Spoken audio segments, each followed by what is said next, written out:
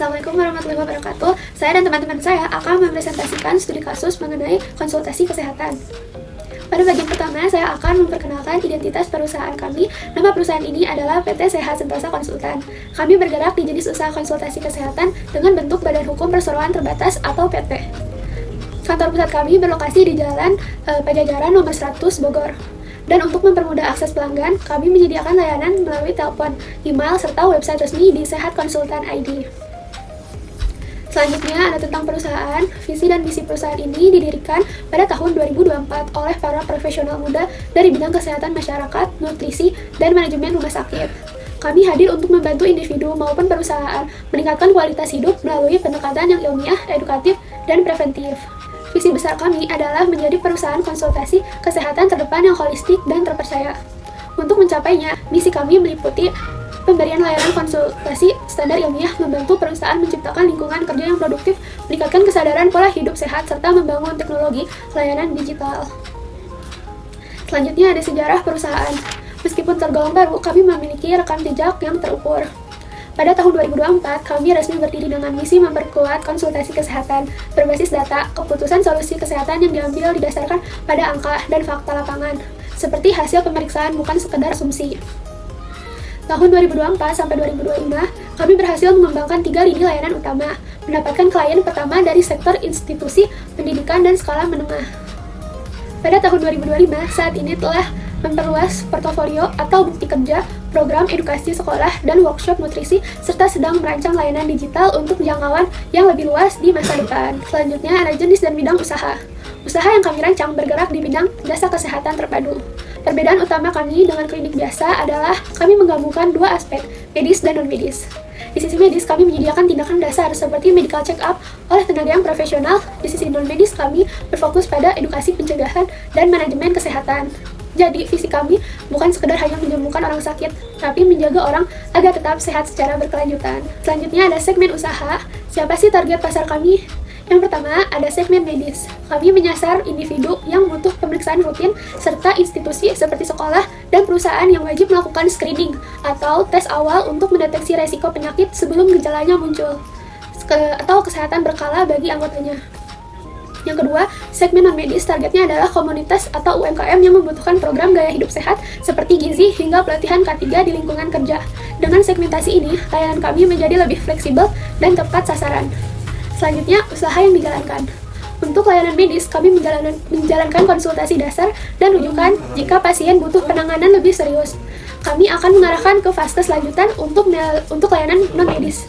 Ini sangat variatif, mulai dari konseling kesehatan, mental dasar, konsultasi diet, hingga penyelenggaraan seminar kesehatan. Ini menjadi one-stop solution bagi kebutuhan kesehatan masyarakat. Selanjutnya, ada analisis SWOT. Yang pertama, ada strength atau keunggulan.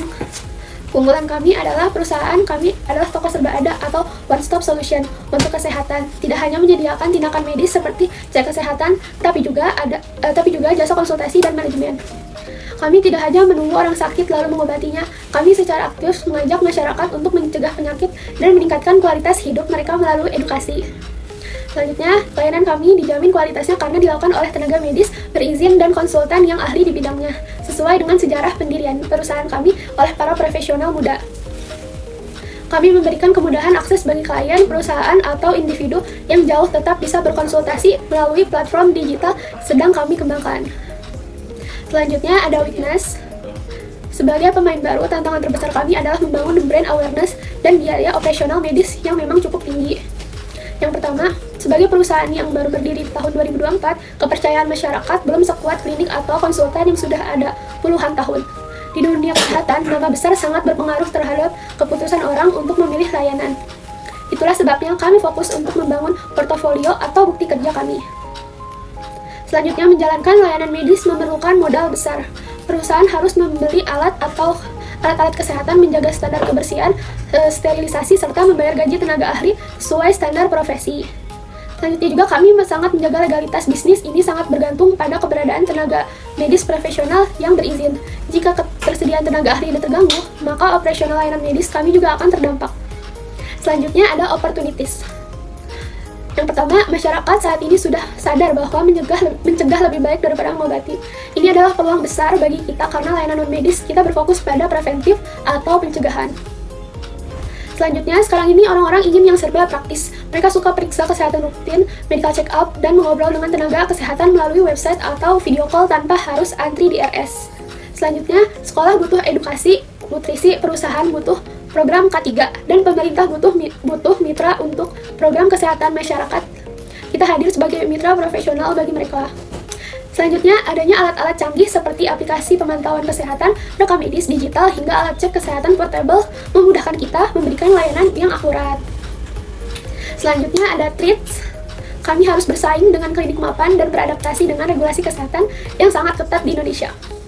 Yang pertama, kita menghadapi persaingan dari fasilitas kesehatan yang sudah mapan, namun keunggulan kita adalah kombinasi layanan medis dan non-medis yang holistik dan yang belum tentu dimiliki oleh semua klinik. Selanjutnya, dunia kesehatan sangat bergantung pada kebijakan pemerintah. Setiap perubahan aturan mengenai izin atau standar pelayanan kesehatan bisa berdampak langsung pada biaya operasional dan cara kerja kita. Selanjutnya, ilmu kesehatan berkembang sangat pesat. Protokol pengobatan atau rekomendasi nutrisi yang dianggap benar hari ini bisa jadi berubah tahun depan karena adanya penelitian baru. Perusahaan harus terus belajar agar informasinya tidak ketinggalan zaman. Terima kasih. Kenalkan, nama saya Chandra Putra Pratama dengan NPM 115-25006. Di sini saya akan menjelaskan bisnis model kanvas, desain, dan strategi. Pertama-tama kita akan bahas bisnis model kanvas. Bisnis model kanvas ini yang kita kelompok kami buat pertama-tama adalah apa sih nilai apa yang kita tawarkan. Pertama itu adalah konsultasi kesehatan profesional berbasis ilmiah, layanan fleksibel online dan offline, program kesehatan kerja yang efektif dan terstruktur. Nah, di sini juga ada key resource-nya ya, yang membantu kita, yaitu ada tenaga ahli, sistem konsultasi online, terus konten edukasi, terus activity-nya adalah konsultasi kesehatan, individu dan perusahaan, seminar workshop, dan pelatihan kesehatan, health risk assessment management. Di sini juga customer yang segmentasi customer-nya itu perorangan, individu, terus perusahaan, sama instansi pendidikan. Channel-nya itu ada website resmi perusahaan, konsultasi online, melalui Zoom atau Google Meet, dan seminar dan workshop offline. Customer relationship-nya itu ada pendamping profesional, layanan konsultasi berjadwal, laporan evaluasi berkala, komunikasi via media sosial. Key factor-nya itu kita ada tenaga ahli kesehatan, puskesmas dan klinik, sekolah dan universitas. Nah, ini kita bahas desain empathy map. Kadang suka ada pertanyaan gitu kan dari customer, kepikiran gitu kalau misalnya dia sakit, terus bingung mau nanya gimana. Kan sekarang zamannya kan Google ya, udah bisa searching sendiri ya biar nggak salah diagnosis.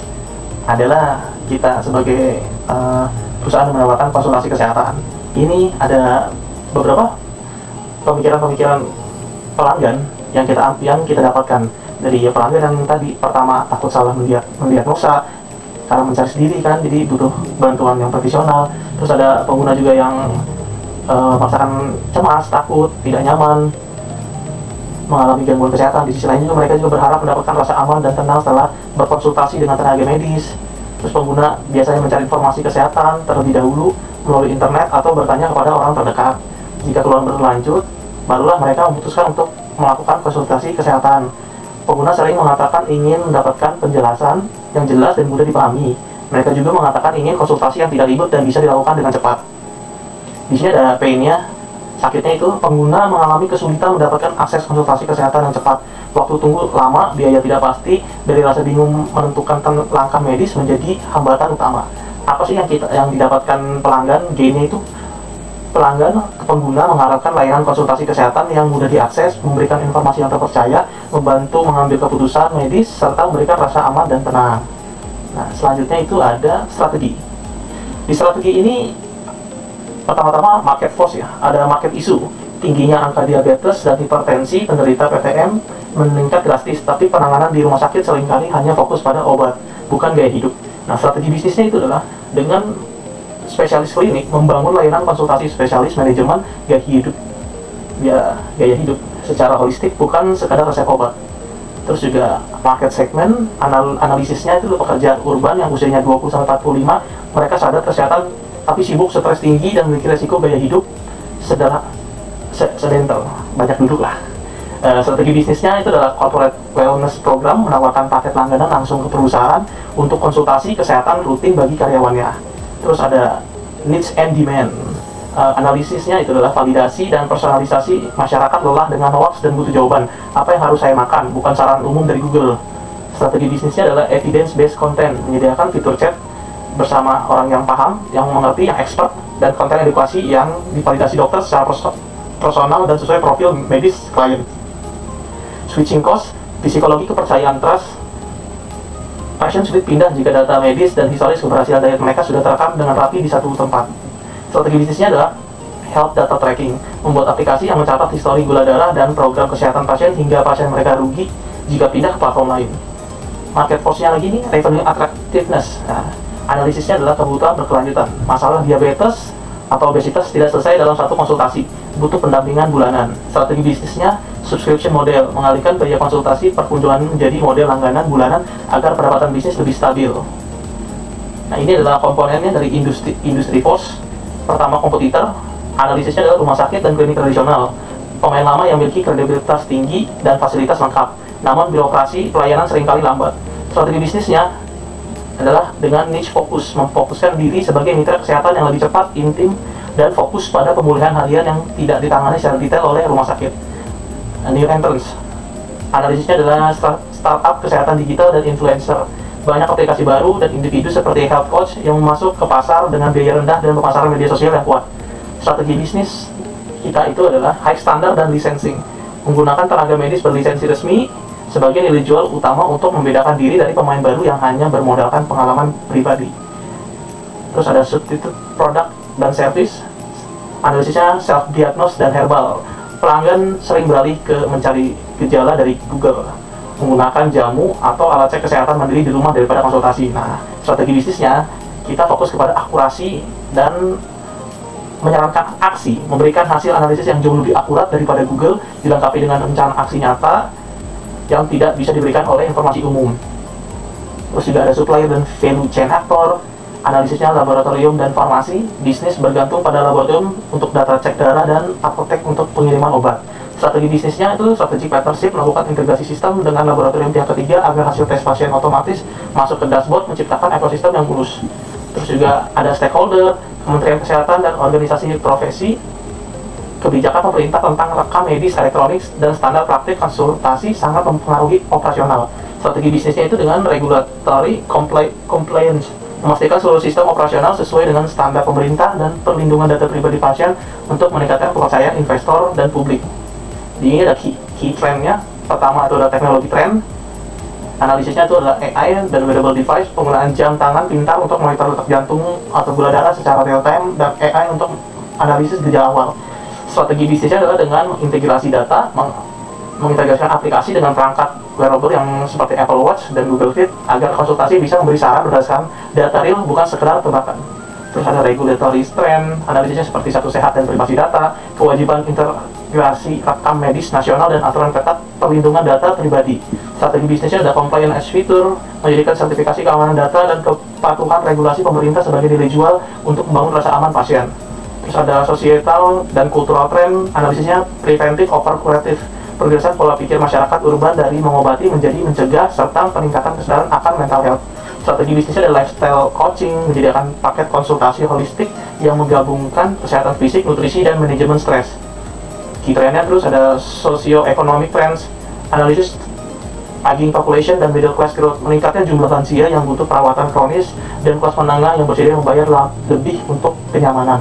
Strategi bisnis itu adalah premium home service, menyediakan layanan konsultasi premium atau paket family health yang menyasar keluarga kelas menengah untuk memantau kesehatan orang tua mereka. Ini ada macroeconomic force. Pertama itu ada global market condition, analisisnya itu adalah pertumbuhan ekonomi kelas menengah. Meskipun ekonomi global fluktuatif, pengeluaran rumah tangga untuk kesehatan di sektor swasta terus meningkat. Masyarakat mulai memandang kesehatan sebagai investasi, bukan beban. Strategi bisnis, premium service tier, menyediakan layanan tingkat premium yang menargetkan kelas menengah atas mengutamakan kenyamanan dan kualitas layanan di atas harga murah. Terus ada capital market, akses pendanaan health tech. Saat ini investor capital venture nih sangat tertarik pada startup kesehatan digital karena potensi skalabilitasnya yang tinggi. Modal awal tersedia bagi bisnis yang memiliki model pendapatan jelas. Scalability roadmap, menyusun rencana bisnis yang siap diukur scalable untuk menarik minat investor atau mendapatkan pinjaman modal guna ekspansi teknologi AI dalam aplikasi. Terus commodity dan outer resource, biaya tenaga ahli, human capital, sumber daya utama adalah dokter dan nutrisi. Biaya tenaga kesehatan berkualitas cenderung meningkat dan persaingan mendapatkan talenta terbaik cukup ketat. Terus strategi bisnisnya ada talent retention dan hybrid work, menerapkan sistem bagi hasil yang kompetitif dan fleksibilitas kerja jarak jauh bagi para konsultan atau dokter untuk menekan biaya operasional fisik.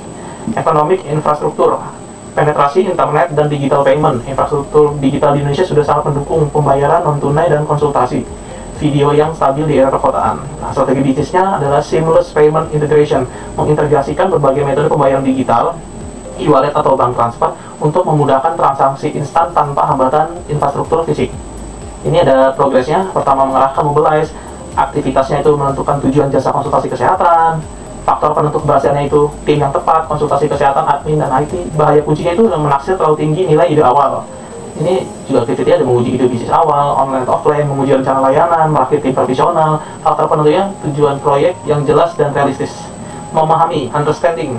Aktiviti adalah menganalisa lingkungan industri kesehatan, mempelajari kebutuhan pelanggan potensial, wawancara tenaga kesehatan dan ahli, mengkaji layanan sejenis dan kegagalannya. Faktor penentu keberhasilan, pemahaman mendalam tentang target pasar, mampu melihat peluang di luar layanan tradisional. Bahaya kunci, over meneliti tanpa fokus, penelitian bias terhadap ide tertentu. Terus ada rancangan, aktivitinya itu brainstorming ide layanan konsultasi kesehatan, membuat prototipe model layanan, menguji layanan ke pengguna terbatas, memilih model bisnis terbaik. Faktor penentu keberhasilan, kolaborasi lintas tim, kemampuan berpikir inovatif, faktor eksplorasi ide yang cukup. Bahaya kunci, terlalu cepat jatuh cinta pada satu ide, menekan ide-ide berani. Melaksanakan implementasi, aktivitinya itu adalah sosialisasi dan promosi layanan, peluncuran jasa konsultasi kesehatan, menjalankan sistem konsultasi, menyelaraskan proses lama dan baru. Faktor penentu keberhasilannya itu ada manajemen proyek yang baik, kemampuan beradaptasi dengan cepat. Bahaya kuncinya momentum pelaksanaan lemah atau memudar. Dan terakhir itu adalah mengelola, memanage. Aktivitinya itu memantau tren dan regulasi kesehatan, evaluasi rutin model bisnis, penyempurnaan layanan konsultasi, menyelaraskan model di seluruh organisasi. Faktor penentu keberhasilan, perspektif jangka panjang, sikap proaktif, tata kelola model bisnis yang baik. Bahaya kunci, terlena oleh kesuksesan dan gagal beradaptasi. Sekian dari saya. Terima kasih. Assalamualaikum warahmatullahi wabarakatuh. Perkenalkan, nama saya Muhammad Akbar Al-Aziz dari kelompok pertama. Dan kali ini saya akan melanjutkan pada bagian tes yang terdapat di PPT saya. Pada bagian kanan atas, kita terdapat customer jobs, yaitu pekerjaan pelanggan. Pertanyaannya, pekerjaan mana yang paling penting bagi pelanggan Anda? Mana yang paling penting? Customer jobs pada konsultasi kesehatan, yang pertama itu adalah menjaga kondisi kesehatan tetap stabil. Yang kedua, mengatasi keluhan kesehatan ringan sebelum parah. Yang ketiga, mendapatkan saran medis yang benar dan terpercaya. Dan yang keempat, mengatur pola hidup sehat, yaitu dengan makanan yang sehat, tidur yang teratur, dan olahraga. Dan yang terakhir, menghemat waktu tanpa harus datang ke fasilitas kesehatan. Pada bagian bawah, terdapat customer pains, yaitu rasa sakit apa yang paling rasa sakit apa yang penting bagi pelanggan Anda? Mana yang paling ekstrim? Pains utama pelanggan yaitu yang pertama, kesulitan meluangkan waktu ke klinik atau rumah sakit. Yang kedua, antrian panjang dan prosesnya itu ribet. Yang ketiga, bingung memilih informasi kesehatan yang benar. Yang keempat, biaya konsultasi kesehatan yang mahal. Yang kelima, yaitu takut salah diagnosis atau salah penanganan. Dan yang terakhir, yaitu kurangnya pendampingan lanjutan setelah konsultasi. Pada bagian kiri ada customer gains, yaitu keuntungan yang diharapkan. Keuntungan mana yang paling penting bagi pelanggan Anda? Mana yang paling penting? Gains yang diharapkannya yaitu yang pertama, konsultasi kesehatan yang mudah diakses secara online. Dan yang kedua, penjelasan yang jelas dan mudah dipahami. Yang ketiga, rekomendasi kesehatan yang personal. Yang keempat, privasi dan keamanan data. Yang kelima, pendampingan kesehatan berkelanjutan. Dan yang terakhir, biaya yang lebih terjangkau. Pada tes kedua, kita menggunakan testing square. Pada bagian atas terdapat gains kreator atau pencipta keuntungan manfaat tambahan yang dirasakan oleh pelanggan. Yang pertama yaitu akses konsultasi kesehatan kapan saja. Yang kedua, penjelasan kesehatan yang mudah dipahami. Dan yang ketiga, rekomendasi yang sesuai kondisi pribadi. Dan yang keempat, rasa aman dan terpercaya pada tenaga medis. Dan yang terakhir, kenyamanan dan privasi lebih terjaga. Pada bagian kanan bawah yaitu terdapat pain relievers atau pereda rasa sakit. Bagaimana layanan mengurangi masalah pelanggan? Yang pertama yaitu menghemat waktu tanpa harus datang ke rumah sakit. Dan yang kedua, mengurangi kebingungan informasi kesehatan. Yang ketiga, mengurangi biaya dibanding konsultasi tatap muka. Dan yang keempat, mengurangi rasa khawatir dengan penjelasan profesional. Dan yang terakhir yaitu mengurangi antrean dan proses administrasi rumit. Nah, pada bagian kiri terdapat products and service, apa yang ditawarkan kepada pelanggan. Yang pertama, konsultasi kesehatan online via chat dan video call. Yang kedua yaitu konsultasi dengan tenaga kesehatan bersertifikat. Dan yang ketiga, layanan konsultasi kesehatan cepat atau di hari itu juga. Selanjutnya ada rekomendasi pola hidup sehat, yaitu makan, tidur, dan olahraga. Dan yang keempat, laporan ringkas hasil konsultasi. Dan yang terakhir, layanan tingkat lanjut atau follow up. Nah, terdapat ada 2 test card yang kita ambil dari beberapa test card lainnya. Nah, pada bagian test card itu, di awal itu pasti ada data pelanggannya. Yang pertama itu ada nama Fonzi, umurnya 21 tahun, jenis kelaminnya perempuan, dan terdapat nomor HP-nya. Dan di bawahnya itu terdapat keluhan utama dan riwayat penyakit untuk bisa mengetahui keluhan apa yang sedang dialami dan riwayat penyakit sebelumnya itu apa. Yang pertama itu keluhan utamanya itu sakit perut terus menerus dan riwayat penyakitnya itu tidak ada. Nah, terdapat juga tinggi atau berat badan untuk menentukan dosis obatnya agar tidak lebih tinggi dan lebih tidak rendah.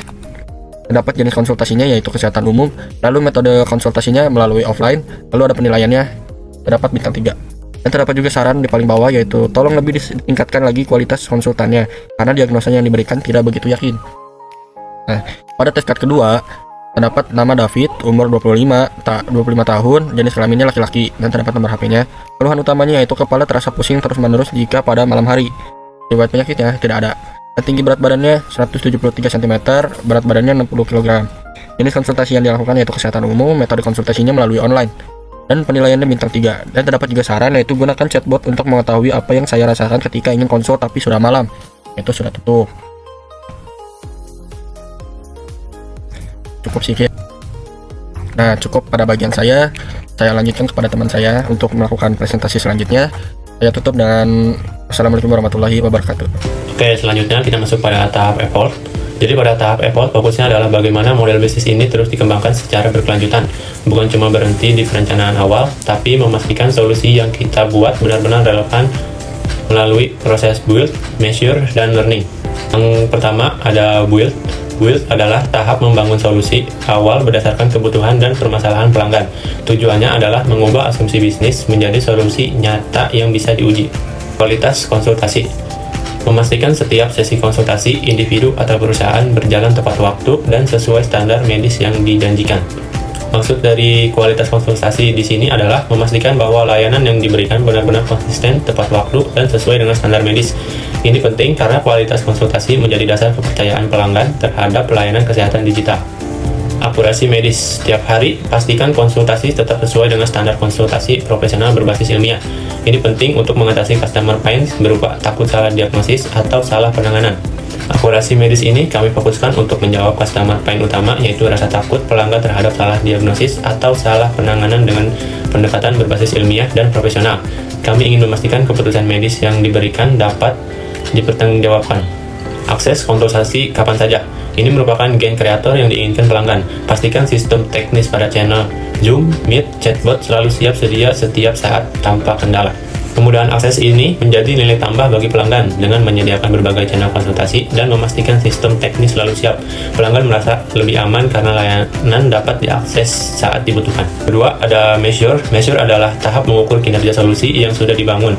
Tujuannya untuk mengetahui apakah solusi tersebut benar-benar memberikan manfaat bagi pelanggan. Test card ini kami gunakan untuk mengukur apakah solusi yang sudah dibangun benar-benar dirasakan manfaatnya oleh pelanggan. Pengukuran dilakukan dari sisi ketepatan waktu, kemudahan akses, serta rasa aman yang dirasakan pelanggan setelah menggunakan layanan.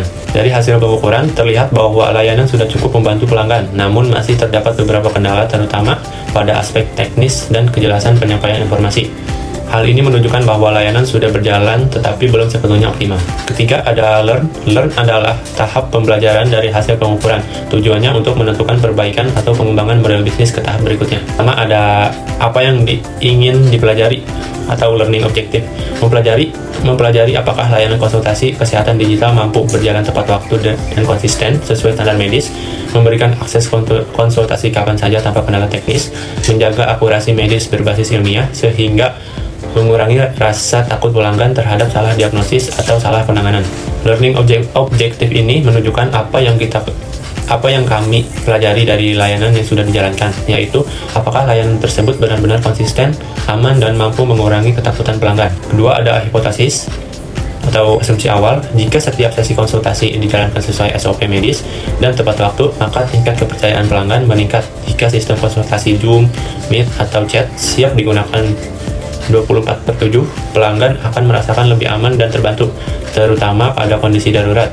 Jika dokter, konsultan, atau selalu menggunakan pedoman medis berbasis ilmiah, maka customer pain berupa ketakutan salah diagnosis dapat diminimalkan. Hipotesis ini merupakan asumsi awal kami melalui tahap evolve. Asumsi ini diuji untuk melihat apakah benar penerapan SOP medis dan akses layanan yang baik dapat meningkatkan kepercayaan pelanggan. Ketiga, ada metode pembelajaran atau cara menguji. Mengamati ketepatan waktu konsultasi, delay pembatalan atau keluhan pelanggan, mencatat gangguan teknis, error Zoom atau Meet atau chat, koneksi terputus, mengevaluasi hasil konsultasi berdasarkan kepuasan pelanggan, kejelasan diagnosis, rekomendasi medis yang diberikan, mengumpulkan feedback pelanggan setelah sesi konsultasi. Metode pembelajaran ini dilakukan dengan mengevaluasi hasil layanan, mencatat kendala yang muncul, serta mengumpulkan feedback pelanggan.